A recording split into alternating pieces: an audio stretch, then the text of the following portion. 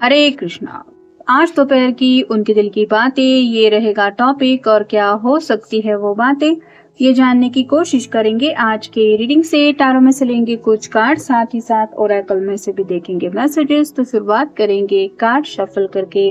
General collective reading होने की वजह से हो सकता है कुछ कार्ड्स आपके साथ रेजोनेट करें या फिर पूरा रीडिंग, इट डिपेंड्स।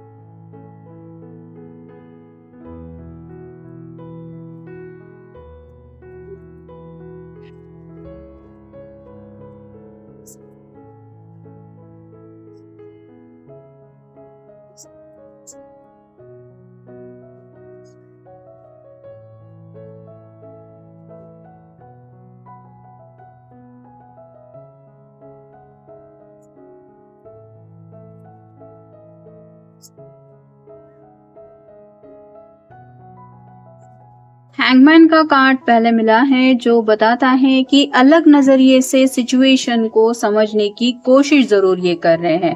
जैसे ये उल्टा लटका हुआ है, मतलब इसका देखने का जो नजरिया है वो काफी ज्यादा बाकी लोगों से अलग है।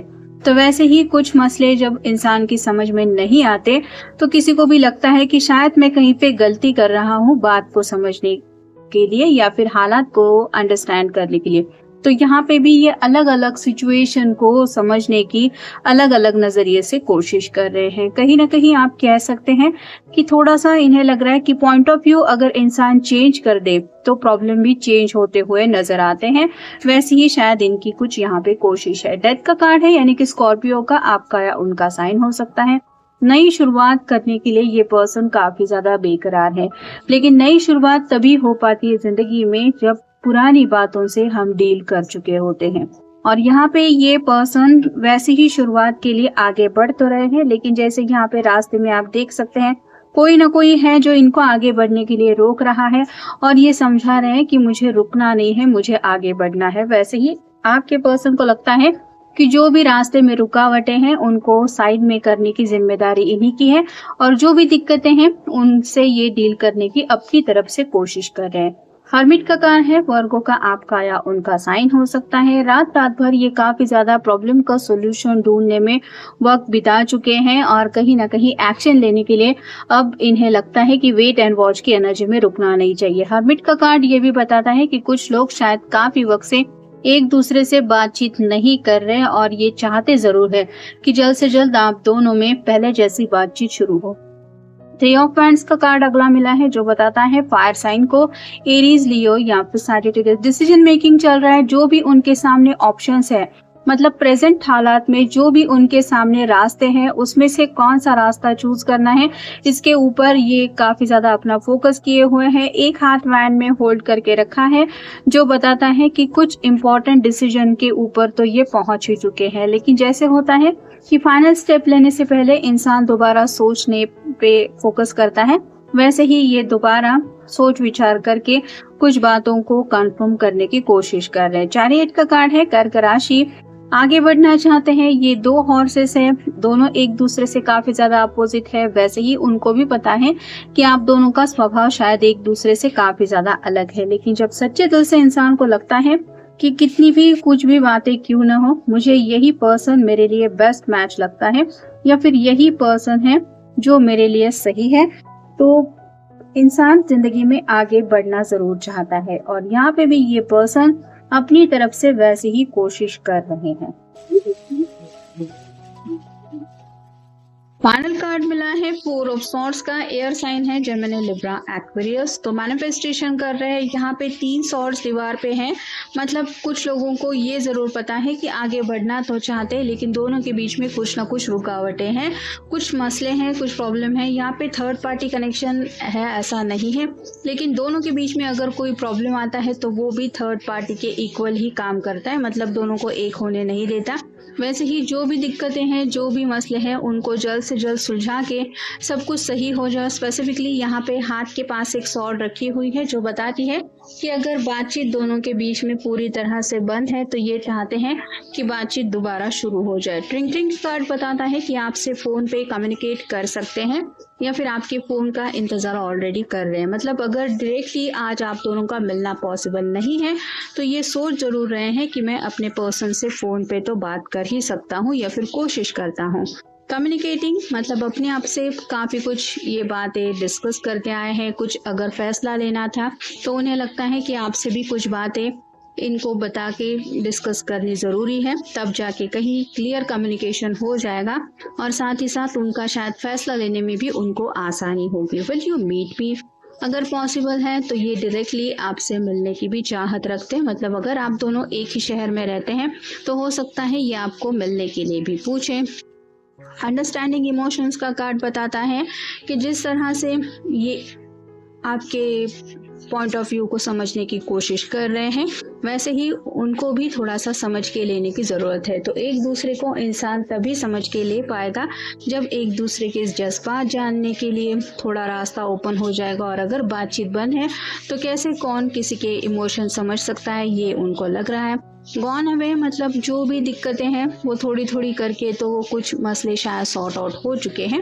पहले शायद कुछ ज़्यादा प्रॉब्लम थे, लेकिन अब उनमें से अगर थोड़े बहुत ही सही, लेकिन ये पर्सन उन प्रॉब्लम से डील कर चुके हैं तो आपको ये तो राहत दिला ही सकते हैं कि अब उतने ज़्यादा प्रॉब्लम नहीं है जितने पहले थे। और फाइनल कार्ड है लैडर स्टैंड अप।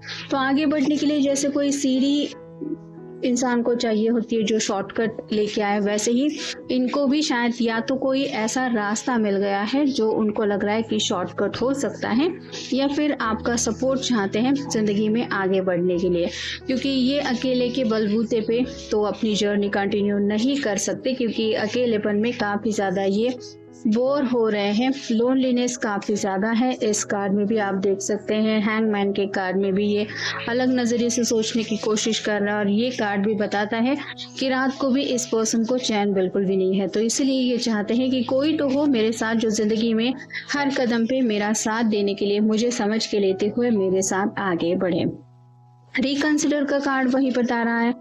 एक डिसीजन मेकिंग तो ऑलरेडी इनका चल ही रहा है, लेकिन दोबारा कुछ बातों को लेके ये सोच विचार कर रहे हैं। जैसे हैंगमैन के कार्ड में भी, मतलब ये अगर फैसला वो ले लेते हैं तो बाकी लोगों के पॉइंट ऑफ व्यू से बात क्या होगी ये भी शायद वो समझ रहे हैं। यू आर फ्री मतलब कहीं ना कहीं अपने आप को बंधा हुआ काफ़ी ज़्यादा महसूस कर रहे थे। ये हैंगमैन का कार्ड भी स्टकनेस को रिप्रेजेंट करता है। लेकिन जब इंसान ठान लेता है कि ऐसा तो नहीं है कि मुझे किसी ने बांध के रखा है, मैं इमोशनली दूसरों के मर्जी के मुताबिक जीने की कोशिश कर रहा हूँ, या फिर फैसला लेने की कोशिश जब हम करते हैं तो ऐसा स्टक फील होता है या फिर बंधन महसूस होता है। लेकिन इन रियल तो हर कोई फ्री होता ही है अपनी मर्जी के मुताबिक ज़िंदगी जीने के लिए। तो यहाँ पे भी ये पर्सन उसी बात को लेके अपने आप को समझा रहे हैं कि मुझे किसी ने बांध के तो नहीं रखा है, मैं चाहूँ तो मैं ज़िंदगी में आगे बढ़ सकता हूँ। क्रिएट बैलेंस का कार्ड बताता है कि आपकी कमी ज़रूर इनको ज़िंदगी में हर दिन महसूस हो रही है, और इनको पता है कि अगर इन्हें ज़िंदगी में बैलेंस चाहिए तो जो कोशिश करनी होगी वो इन्हीं को खुद को करनी होगी। You need to be prioritize. तो अगर हम दूसरों को, आप कह सकते हैं, उतनी वैल्यू नहीं देते या फिर उसको हमेशा इग्नोर करते रहते हैं कि नहीं मेरी ज़िंदगी में कुछ और चल रहा है या फिर बाकी मसले हैं, वो इम्पोर्टेंस नहीं मिलते, तो सामने वाले पर्सन की हिम्मत टूटने लगती है और उसको ऐसा लगने लगता है कि जैसे ये पर्सन मुझे कुछ समझता ही नहीं है। तो यहाँ पे भी इस पर्सन को समझ में आ रहा है आपके कि मुझे अगर ज़िंदगी में आगे बढ़ना है तो मेरे लिए क्या क्या चीज़ें ज़रूरी हैं, उन बातों के ऊपर मुझे फोकस करना ही पड़ेगा। मतलब अगर प्रॉब्लम भले ही चारों दिशा से इनको घेरे हुए हैं, फिर भी अगर इनको लगता है कि इनको ज़िंदगी में आगे बढ़ना ही है, तो उस साथ के लिए इनको अपनी तरफ से तो कुछ कोशिश करनी ही पड़ेगी। आंसर्स अराइविंग का मतलब है कि आपकी तरफ से इनको लग रहा है कि कोई ऐसा जवाब उनको मिल सकता है जिसकी ये काफ़ी वक्त से राह देख रहे हैं, या फिर इनको उम्मीद है कि जैसे वो चाहते हैं वैसा ही जवाब उनको मिल जाएगा। ये आप दोनों की ज़िंदगी के इम्पोर्टेंट फैसले को लेके भी कोई बात हो सकती है। और फाइनल कार्ड है मेक अ कनेक्शन।